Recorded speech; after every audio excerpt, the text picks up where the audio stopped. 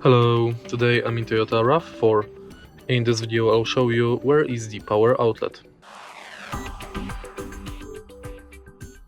In the beginning, take a look in the center of the car, and the first power outlet is located right here.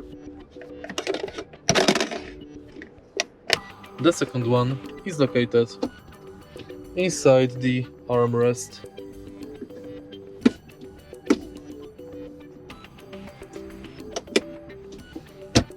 And that's basically it. If you find this video helpful, please leave like, comment and subscribe.